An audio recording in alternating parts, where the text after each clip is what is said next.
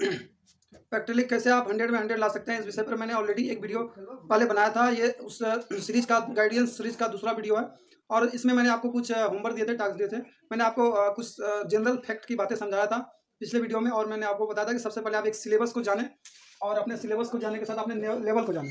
Level को जानने के लिए मैंने आपको सैंपल पेपर अटेम्प्ट करने के लिए कहा था। आई होप, मैं आशा करता हूँ आप सभी छोटे भाई बहन और लर्नर ये कर लिए होंगे। चलिए फ्रेंड्स, आगे हम लोग ये जानते हैं कि नेक्स्ट इस वीडियो में हम लोग ये जानने का प्रयास करेंगे। मैंने आपको बताया था कि क्या पढ़ना चाहिए, कैसे पढ़ना चाहिए और कैसे पेपर को अटेम्प्ट करना चाहिए। इन्हीं बातों पर हम लोग सेशन को स्टार्ट भी करेंगे और समाप्त भी करेंगे।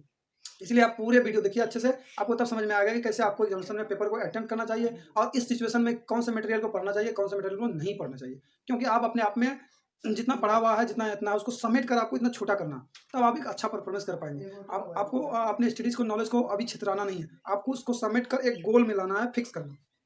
सबसे पहले हम लोग बात करेंगे कौन सा मटेरियल को पढ़ना है। ये कि बड़ा इशू है और इसमें बच्चे फंस जाते हैं लास्ट मोमेंट में।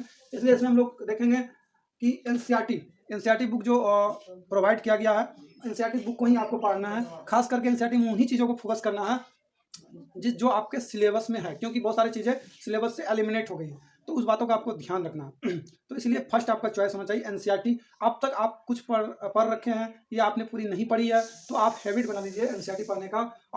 और इस बार जो एग्जामिनेशन होने वाला है वो लॉजिक बेस्ड एग्जामिनेशन होने वाला है। वो बच्चे जो अच्छे से नोट्स नहीं भी बनाए हैं लेकिन वो चीज़ों को अच्छे से समझे हैं तो अच्छा परफॉर्मेंस तो कर लेंगे।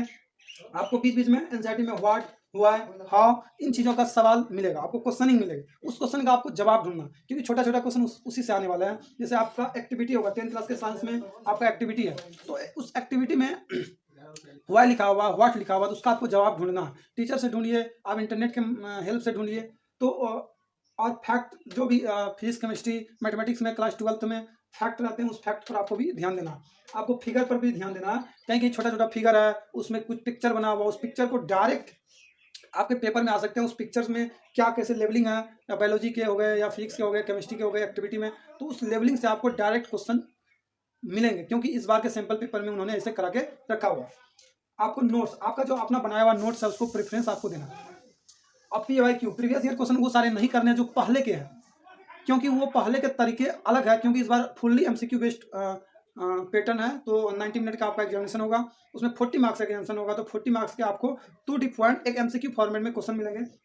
और वो क्वेश्चन जो मिलेंगे 3 टाइप का, एक पैराग्राफ टाइप का मिलेगा, एक सेशन रीजन मिलेगा और जनरल MCQ मिलेगा। इन 3 टाइप के क्वेश्चन आपको मिलेंगे।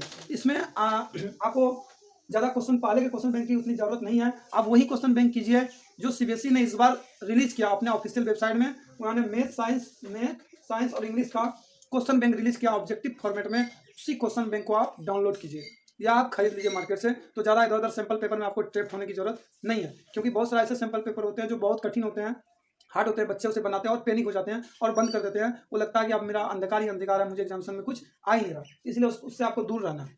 तो और जो भी सैंपल पेपर इस बार रिलीज किया गया CBSE के द्वारा, वो थोड़ा हार्ड होता है। जब रियल एग्जामिनेशन होते हैं उसमें थोड़ा क्वेश्चन जो होते हैं 2D लेवल होते हैं। ऐसे क्वेश्चन होते हैं जिसमें 60 से 70% क्वेश्चन जनरल स्टूडेंट बना सकता है। 10 से 50% क्वेश्चन ही थोड़ा लॉजिकल बेस्ड होते हैं, जाकि आपको उसको इंटेलिजेंसी का पता लग सके। इसीलिए आप वही बेसिक कीजिए।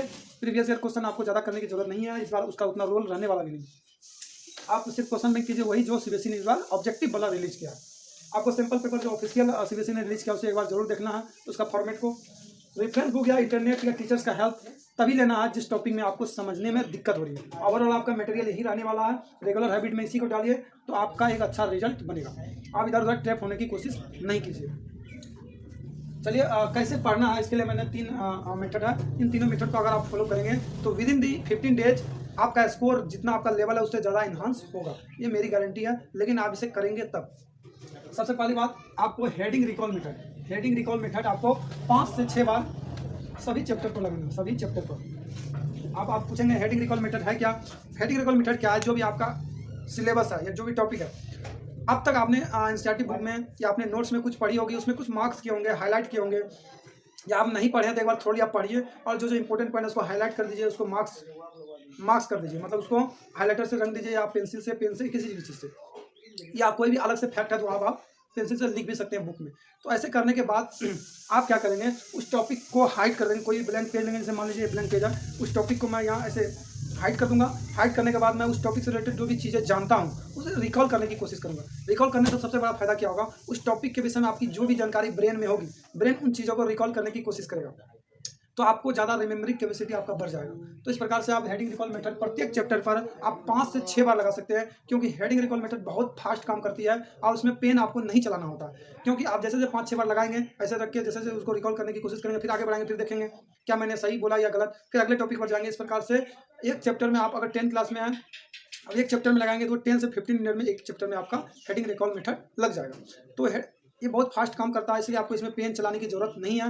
आप प्रत्येक चैप्टर में 5 से 10 बार अगर कर लेंगे तो आपका पूरी अच्छे तरीके से सिलेबस कंप्लीट हो जाएगा। आप इस चीज़ों को साइंस में मैथमेटिक्स में उतनी नहीं लग पाएगी, लेकिन साइंस में और फिजिक्स में, केमिस्ट्री में, बायोलॉजी में, उसके बाद आपके सोशल स्टडीज़ में, आपके अलग अलग जो सब्जेक्ट है उसमें लगाएंगे, आपको बहुत बहुत फायदा होगा। आप रियलाइज करेंगे कि आपको सारी चीज़ें आपके फोटोग्राफिक मेमोरी में फिट हो चुकी है। अब सिर्फ आपको वहाँ पर आपका परफॉर्मेंस टिक करना है, आपको कौन सा आंसर सही है गलत है। इन चीज़ों से आप कर सकते हैं। ये एक बेस्ट मेथड है, एक प्रैक्टिकली पॉसिबल मेथड है, हेडिंग रिकॉल मेथड। आपको समझ में आ गई होगी। अब सेकंड आपको क्या करना है, आपको कंसंट्रेशन मेंटेन करने के लिए आपको सैंपल पेपर उसी टाइम स्लॉट में लगाना है जिस टाइम स्लॉट में आपके एग्जामिनेशन होने हैं। आपको एग्जामिनेशन से पहले 3-4 सैंपल पेपर जरूर अटेम्प्ट करने हैं। आपकी स्टेबिलिटी कंसंट्रेशन बनेगी उसी समय में जिस समय में आपका एग्जामिनेशन होने वाला है। आप इसमें कंसंट्रेशन सैंपल पेपर आप ओमार सीट का भी प्रयोग कर सकते हैं, ओमार सीट का, जिससे आपके भरने की कैपेबिलिटी भी डेवलप हो जाएगी, वहाँ गलती नहीं होगा। अब स्टेबिलिटी के लिए आप क्या कर सकते हैं, क्योंकि माय डियर लर्नर जब आप एग्जाम दे रहे होते हैं शुरुआत में आपका ब्रेन थोड़ा स्लो चलता है और फिर अगर राइटिंग स्पीड का इशू तो इस बार नहीं है, क्योंकि आपका ऑब्जेक्टिव पैटर्न के क्वेश्चन है, तो आपका ब्रेन का थिंकिंग स्पीड बहुत मायने रखेगा। बहुत सारे स्टूडेंट का एक थिंकिंग लेवल ठीक रहता है, जो अच्छे हाई परफॉर्मर होते हैं उसका थिंकिंग का लेवल कांस्टेंट होता है, हमेशा पहले जितना था उतना लास्ट के समय में होता है। लेकिन बहुत सारे स्टूडेंट घबरा जाते हैं, लास्ट के 30 मिनट में आपका ब्रेन का स्पीड दुगुना हो जाता है और उसमें आपको रीडिंग एरर हो जाते हैं, क्वेश्चन इंटरप्रिटेशन हो जाते हैं, आपके क्वेश्चन गलत हो जाते हैं। इसलिए आपका स्पीड जो होना चाहिए, थिंकिंग स्पीड, राइटिंग स्पीड यह मैटर नहीं करेगा क्योंकि ऑब्जेक्टिव क्वेश्चन है। थिंकिंग स्पीड आपका कांस्टेंट होना चाहिए, आप स्टेबल होना चाहिए। इसके लिए भी इन दोनों चीज़ों को, कंसंट्रेशन और स्टेबिलिटी को, आप सिर्फ प्रैक्टिस से कर सकते हैं। इन चीज़ों को आप जरूर करना चाहिए यहाँ पे। और आपको कैसे पेपर अटेम्प्ट करना चाहिए इस बात पर भी हम बात कर लेते हैं। आपको पेपर अटेम्प्ट करने के लिए read all the question carefully. आपको सभी क्वेश्चन को केयरफुली रीड करना, समझना है, क्योंकि बहुत सारे क्वेश्चन में आप रीड करते हैं, एक पार्ट होता है, सेकंड पार्ट होता है, फर्स्ट पार्ट को बना देते हैं, सेकंड पार्ट को आप भूल जाते हैं। तो इसलिए सबसे पहले आप अच्छे से क्वेश्चन को पढ़िए और उसके बाद मार्क्स 100% श्योर, जिस क्वेश्चन में आप 100% श्योर है उसमें गोला कर दीजिए या पेंसिल से आप गोल कर दीजिए। जैसे मान लीजिए 40 क्वेश्चन है, 40 क्वेश्चन में आपको 20 आ रहा है, 20 को आप पहले मार्क्स कर दीजिए, उसके बाद उसको सबसे पहले अटेम्प्ट कीजिए और उसके बाद रेस्ट क्वेश्चन को सेकंड राउंड में आप बनाने की कोशिश कीजिए। Second round, third round, fourth round, जितना भी हो सकता है आप लगाइए। किसी क्वेश्चन में ट्रैप्ड नहीं होना। जैसे ही आप किसी क्वेश्चन में ट्रैप्ड होंगे तो आप वहाँ फंस जाएंगे और आपका समय बर्बाद हो जाएगा, क्योंकि एग्जामिनेशन में एक एक सेकंड का बहुत कीमती होता है, बहुत महंगे होता है। इसके लिए आप क्या कर सकते हैं, ऑब्जेक्टिव क्वेश्चन में ऑप्शन को एलिमिनेट कर सकते हैं, एलिमिनेट यानी छांटना। और दूसरी आप क्या कर सकते हैं, क्वेश्चंस को स्किप कर सकते हैं, दैट मीन्स छोड़ना। आप किसी क्वेश्चन में फंसे नहीं, जैसे फर्स्ट क्वेश्चन बनाया उसमें ऑप्शन एलिमिनेट कीजिए। 4 ऑप्शन है, क्योंकि एमसीक्यू क्वेश्चन का सबसे खूबसूरत बात यही होती है आपका आंसर आपके नज़र के सामने होता है। 4 में कोई एक आंसर होना है, तो आपको कौन सा होना है इसके पता करना है, तो आप ऑप्शन का प्रयोग कर सकते हैं। ये ऑप्शन को आप लॉजिकल रूप से देखिए, उसमें पुट करने की कोशिश कीजिए, हो गया तो वेल एंड गुड, नहीं हुआ तो वेल एंड गुड। तो बहुत सारा कैसे, इस पर भी आगे बात करेंगे वीडियो में, कैसे आप ऑप्शन को एलिमिनेट करते हैं। ऑप्शन को एलिमिनेट करना है और क्वेश्चन को स्किप करना है। जैसे मान लीजिए सेकंड क्वेश्चन आपको नहीं आ रहा, तो आपको ज़्यादा दिमाग नहीं लगाना, थर्ड क्वेश्चन में जाना, फिर थर्ड क्वेश्चन नहीं आया तो फोर्थ में जाना। इस प्रकार से आप स्किप करेंगे और थर्ड में आप ये शॉर्टकट अप्रोच लगाएंगे। लॉन्ग क्वेश्चन को जैसे आप अटेम्प्ट करते हैं वैसे नहीं करेंगे, उससे आपकी स्ट्रेटेजी गलत हो जाएगी। आपको कम समय में क्वेश्चन बनाना तो शॉर्टकट अप्रोच लगाना पड़ेगा। आपको आई थिंक सब चीज़ समझ में आ रही होगी। आपको एक अपना जुनून के साथ लग जाना है, क्योंकि रेस में वही जीतेगा जो अंतिम समय तक डटे रहेगा। इसलिए आप अपना एक प्रैक्टिकल अप्रोच लगाइए और अपना जो प्रैक्टिकली अचीवेबल है, फुल स्कोर आप लाना इस बार आसान हो गया, क्योंकि एमसीक्यू फॉर्मेट का क्वेश्चन है। इसमें 2 चीज़ें बहुत मायने रखेगी, पहले रीडिंग हैबिट और दूसरा लॉजिकल ब्रेन, क्योंकि 3 टाइप के जो नए क्वेश्चन आ रहे हैं इसमें उसी की जरूरत पड़ने वाली है। आई थिंक आपको ये चीज़ सब चीज़ समझ में आ रही होगी। अब इन चीज़ों को आप प्रैक्टिकली आप अप्लाई करेंगे।